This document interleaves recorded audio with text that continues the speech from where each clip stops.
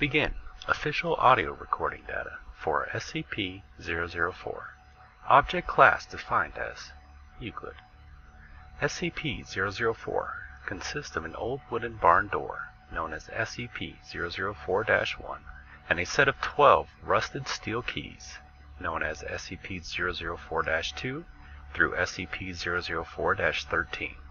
The door itself is an entrance to an abandoned factory in Begin chronological history for SCP-004.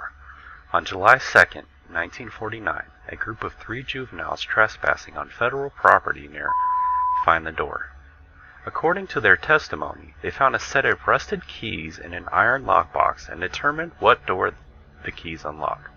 The juveniles are taken into custody after they contact Sheriff when one of their friends, SCP-004-CAS-01, goes missing. July 3, 1949. Local authorities find the severed right hand of SCP-004-CAS-01 8 kilometers from SCP-004-1. Other parts of SCP-004-CAS-01's body are found scattered as far as 32 kilometers from the factory. Under interrogation, the apprehended juveniles tell authorities that upon opening the door with one of the keys, SCP-004-CAS-01 was torn into several pieces, each of which disappeared. At this point, the SCP Foundation takes over the investigation. July 4, 1949. SCP agent obtains the keys from the local authorities to begin testing. Tests show that SCP-004-2 through SCP-004-13 all fit into a single lock on the large barred door. 12 Class D personnel are assigned to test the effects of the door. Of the 12 test subjects, each trying a different key to enter the room, only 2 survive. Opening the door with any key except SCP-004-7 or SCP-004-12 caused the subjects to be torn apart in multiple directions. However, no dismembered parts were found until later. At the time of writing, only 2 parts of each subject have been recovered, with the exception of subject using SCP-004- whose pieces were scattered in close proximity. The others have, for all intents and purposes, vanished from existence. Of the 2 surviving subjects, only one, having used SCP-004-7, returned unharmed. The other came back in a near catatonic state, able only to remove himself from the room and then collapse on the floor, and had to be restrained to prevent him from gouging out his own eyes. See Appendix A, Mental Health Effects of SCP-004. The subject using SCP-004-7 said that he had entered a large room, and possibly big for the size of the attached building. After his exit, SCP-004-1 was propped open and an armed squad of Level 3 personnel entered. The size of the room is impossible to measure, and the door frame and the individuals in the room are the only part of the room that can be felt or illuminated. July 16, 1949. The juvenile suspects and sheriff are terminated. August 2, 1949. Is declared a hazardous area due to unexploded ordnance and fences erected in order to prevent civilian ingress. Tests to determine safety of exposure to environment behind SCP-004-1 begin. December 1st, 1950. Space-time anomalies resulting from exposure to SCP-004 are confirmed. Testing is suspended until further notice. July 3rd, 1950. The unaccounted for remains of SCP-004-CAS-01 appear unexpectedly outside SCP-004-1. Despite being killed decades before, the remains of SCP-004-CAS-01 are not decomposed in any manner and are still warm to the touch. Blood remains uncoagulated. The remains are remanded for testing. July 4th, 1950. The unaccounted for remains of one of the 12 original test subjects appear in similar manner to those of SCP-004-CAS-01. The remains have been designated SCP-004-CAS-02. Records suggest that both SCP-004-CAS-01 and CAS-02 used SCP-004- March 21st, 1999. With the massive proliferation of nuclear weapons in World War III only years away, construction has begun on a site inside SCP-004-1. The site is to stock supplies for person days. April 21st, 1999. Has ordered the site inside SCP-004-1 to be expanded to include emergency storage for all mobile SCP specimens and a petabyte database for the storage of all SCP data. The facility is now referred to as Site 62. September 25th, 2000. Site 62 is operational. Labs and containment units are complete and can contain the most dangerous specimens. Backup of the SCP database has begun.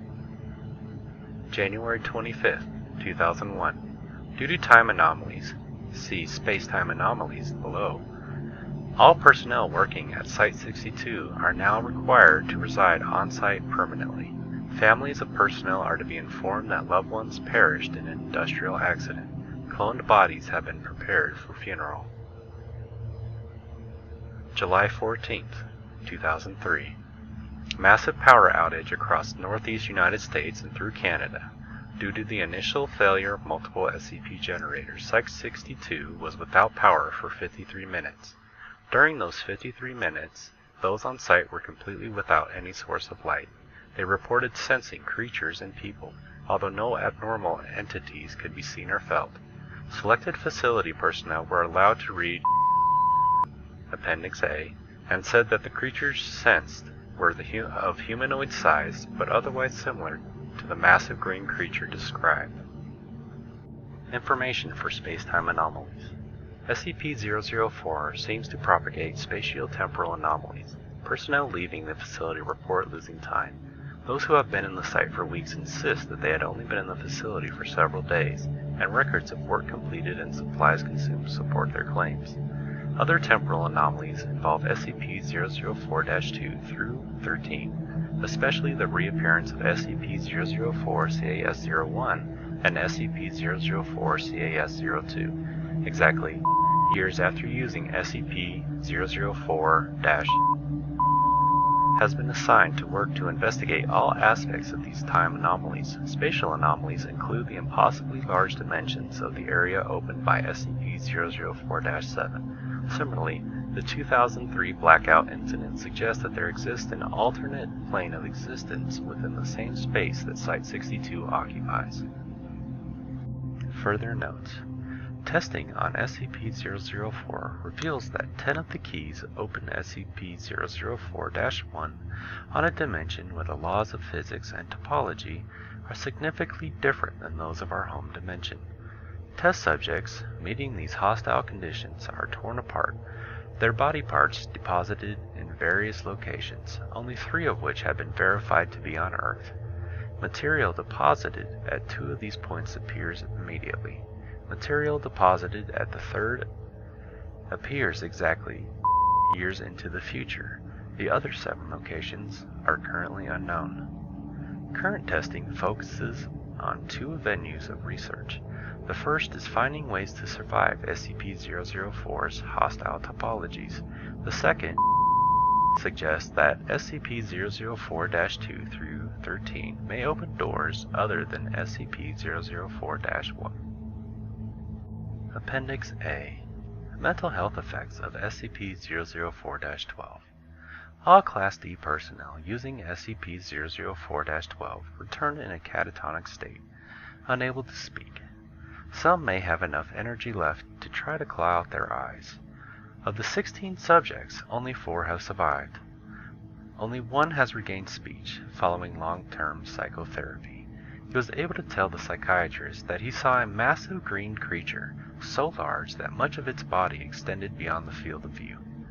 He reported innate fear and sudden recognition, as if it were something buried deep in his primal fears, and forced implementation of incomprehensible memories. Subject displays acute anterograde, and retrograde amnesia. Appendix B. Item number SCP-004-14. Date of discovery: September 2nd, 1950. Origin of object: Object was discovered elsewhere in factory area and the previously undiscovered manager's office. Description: Object appears as a large 182 cm by 129 cm unvarnished wooden box. The box may be unlocked by the safe key, SCP-004-7, as well as 5 of the unsafe keys. See document SCP-004-1. Upon unlocking SCP-004-14 with SCP-004-7, the box opens automatically on hinges. The volume of the space inside is precisely 5 times greater than the outer dimensions imply. Items placed within while the lid remains open do not affect the weight or any other properties of the box. When the lid is closed and locked, however, all items inside vanish irretrievably. Personnel locked inside the box are also irretrievable, although losing personnel in this fashion appears to affect significantly the dreams experienced by